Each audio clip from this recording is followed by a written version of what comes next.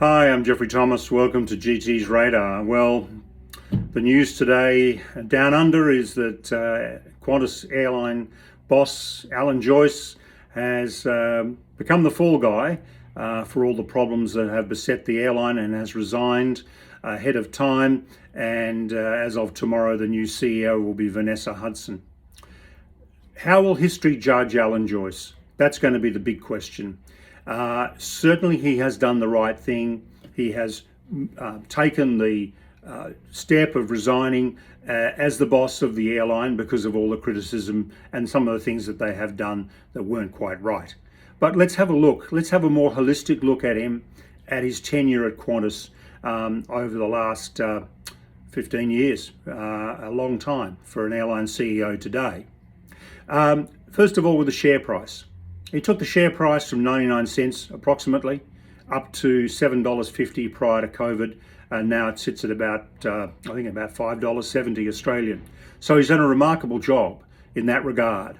And the other dynamic to that is that most of the shareholders, the Australian shareholders of Qantas, are in fact superannuation funds, and therefore the benefit flows through to the Australian community. So from that perspective, that's a tick. He's also inherited an airline which had made the wrong decisions. They had bought too many A380s, for instance. They had been a laggard when it came to installing seatback videos. They hadn't done premium economy. They hadn't bought the Boeing 777, which is the world's premium long-haul aircraft. So those legacy decisions really impacted his ability to move the airline forward. So he's been gradually changing these things one by one. He also, prior to taking over as CEO, he created Jetstar within the Qantas structure. Now, no airline CEO in the world has been able to do that. Yet he did that, which was a remarkable feat, because Jetstar has brought air travel to millions of Australians that previously couldn't afford it. Now, there's been an enormous amount of coverage of the $2.6 billion that Qantas got during COVID. But that pales into insignificance, for instance, with the assistance that the German government gave Lufthansa, which was 15 billion Australian dollars. Singapore Airlines raised 13 billion because their owner, Temasek, their majority owner, allowed them to do so. That's the government infrastructure fund.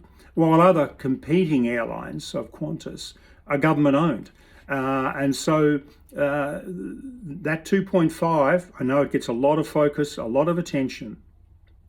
But if Qantas was to have got the funds they needed to keep all their staff on through COVID, that it would have required approximately 12 billion Australian dollars. So one of the dynamics with COVID that's not understood is that 46 million people in the aviation and tourism industry lost their jobs during COVID. That's an extraordinary number, 46 million, because of the damage COVID did to the aviation industry. Let's remember that 14,000 aircraft were grounded in March 2020 when COVID hit. And it's been an incredibly torturous job to bring the industry back to life. And that's what's caused so many of the problems. Yes, Qantas made a mistake with the credits. They should have said to the customers with the credits, yes, you can use that credit at the same value as the same flight value as you purchased the flight. So if it was a $200 flight, the flight's now $500, but you can have it at $200. Or they should have extended them indefinitely, which is what they've now done. They were slow to do that, and they should have done that earlier.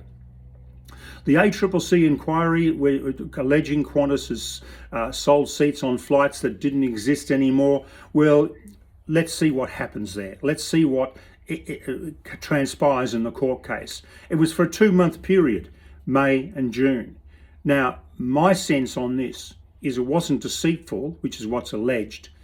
I think you'll find that it was incompetence. I know that Qantas and incompetence typically don't go together, but I think the operations and engineering departments weren't necessarily telling the marketing and sales department what was going on. And that's why you've had this terrible glitch. But we're yet to see. But Alan Joyce has done the right thing. he has resigned to move the focus away from him. He has become a lightning rod for all the criticism coming out of COVID, of the chaos in the airline industry, which, by the way, was global and far, far worse in Europe than it was in Australia. That doesn't stop the fact that people have had their flights disrupted, their holidays disrupted, and coming out of COVID, what everybody wanted to do was to go and see loved ones, go on a holiday. And yes, it was gut-wrenching to find that the holiday that they'd been denied for 2.5, 3 years, all of a sudden had been scrapped. And that's been a very difficult time. It's been a difficult time for everybody. But Alan Joyce has done the right thing. And I think in the fullness of time, history will judge him well as a very good CEO of Qantas, who has set the airline up in the long term to survive and prosper. This is GT's Radar.